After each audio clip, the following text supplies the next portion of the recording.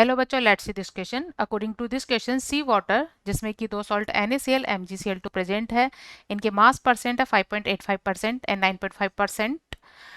इस सॉल्यूशन का normal boiling point क्या होगा यदि NaCl का 80% आयनाइजेशन होता है और MgCl2 का 50% आयनाइजेशन होता है। Kb value for water is 0.51 kg पर मोल केल्विन है।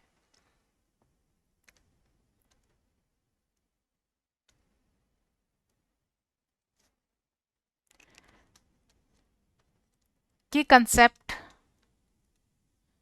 फॉर दिस क्वेश्चन इज, जब किसी सॉल्वेंट में नॉन वोलेटाइल सॉलिड्स को ऐड किया जाता है तो उसके बॉइलिंग पॉइंट में इंक्रीमेंट होता है, जिसे हम डेल्टा TB से रिप्रेजेंट करते हैं। और डेल्टा TB इज इक्वल होता है I into KB into M।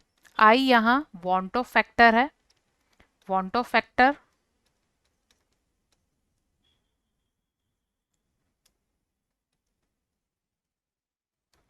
और KB मोलर एलिवेशन कांस्टेंट है, M मोलैलिटी है। तो क्योंकि गिवन क्वेश्चन में दो सॉल्ट्स गिवन हैं और दोनों सॉल्ट्स के लिए I value and molality different होगी, तो यहाँ टोटल डेल्टा टीवी वैल्यू निकालने के लिए हम इन दोनों सॉल्ट्स के लिए इक्वेशन इस तरह से लिखेंगे। क्योंकि NaCl का dissociation Na plus NCl minus में होता है,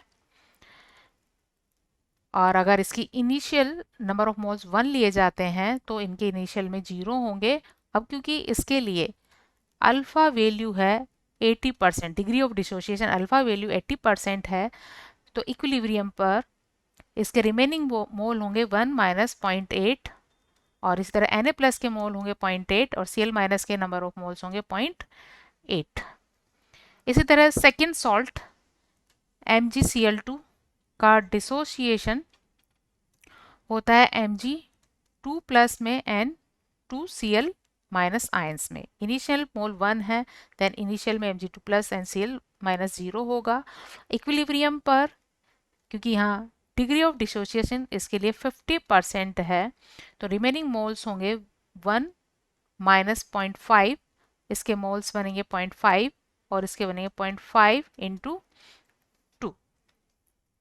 सो ये दोनों सॉल्ट्स के लिए हमने इक्विलिब्रियम पर नंबर ऑफ मोल्स को कैलकुलेट कर लिया है, तो इसके लिए हम आई वैल्यू निकाल सकते हैं। और अल्फा और आई का रिलेशन होता है अल्फा इज इक्वल होता है I minus 1 upon N minus 1। I want of factor है और N नंबर ऑफ पार्टिकल्स है आफ्टर डिसोसिएशन। तो यह एक मॉलिक्यूल से ये दो मॉलिक्यूल्स में डिसोसिएट होता है, तो इसके लिए इसके लिए N वैल्यू है 2 और सेकेंड सॉल्ट के लिए N वैल्यू है 3। तो यहाँ से इनके लिए हम I वैल्यू कैलकुलेट करेंगे। I वैल्यू फॉर NaCl के लिए I वैल्यू होगी अल्फा प्लस 1, और अल्फा वैल्यू 0.1 इज इक्वल 1.8, और I value for MgCl2 is equal होगी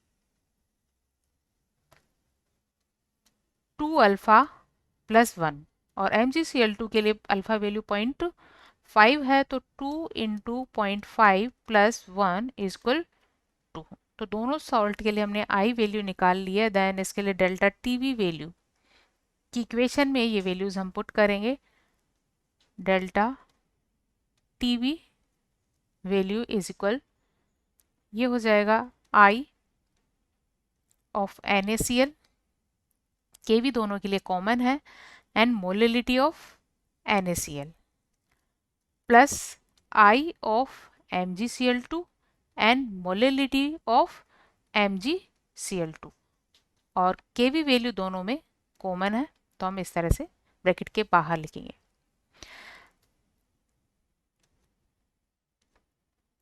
NaCl के लिए आई वैल्यू है 1.8, M मोलैलिटी है, और मोलैलिटी होती है number of moles of solute. तो NaCl के नंबर ऑफ मोल्स निकालने के लिए इसका गिवन मास, जैसा कि क्वेश्चन में गिवन है, इसका मास परसेंट है 5.85, 100 ग्राम में से NaCl का है 5.85 और इसका molar mass of NaCl is equal 23 plus 35.5 is equal 58.5। तो ये वैल्यू रखेंगे 58.5। सोलवेंट का मास ऑफ वाटर और सॉल्वेंट ये होगा, इसमें गिवन सॉल्ट्स के मास को हम माइनस करेंगे टोटल मास में से। तो टोटल मास है 100 और इसमें से NaCl का मास है 5.85 एंड MgCl2 का मास है 9.5। सो यहाँ से मास ऑफ सॉल्वेंट हमें मिल जाता है 84.64। तो ये वैल्यू रखेंगे हम 84.64। ये मास ग्राम में है, इसे केजी में कन्वर्ट करने के लिए 1000 से मल्टीप्लाई करेंगे। Plus I value of Mg is 2, mass of Mg 9.5 and the molar mass of MgCl2 is equal होगा 24 प्लस 2 इंटू 35.5 और ये वैल्यू आ जाती है 95। तो यहाँ पर इसका मोलर मास होगा 95, सोलवेंट का मास है 84.64 इंटू 1000 और kb, और kb वैल्यू है 0.51। सो इसे कैलकुलेट करने पर डेल्टा टीबी वैल्यू आ जाती है 2.04 और डेल्टा टीबी होता है boiling point of solution minus boiling point of solvent is equal 2.04 और क्वेश्चन के अकॉर्डिंग हमें सॉल्यूशन का बॉइलिंग पॉइंट निकालना है विच इज टीबी और सॉल्वेंट जो कि वाटर है इसका बॉइलिंग पॉइंट होता है 100 डिग्री सेल्सियस इज इक्वल 2.04। सो यहाँ से सॉल्यूशन का बॉइलिंग पॉइंट होगा 102.4 डिग्री सेल्सियस। तो NaCl MgCl2 कंटेनिंग सी वाटर का बॉइलिंग पॉइंट होगा 102.4 degree Celsius. Hope you understood it well. Best of luck.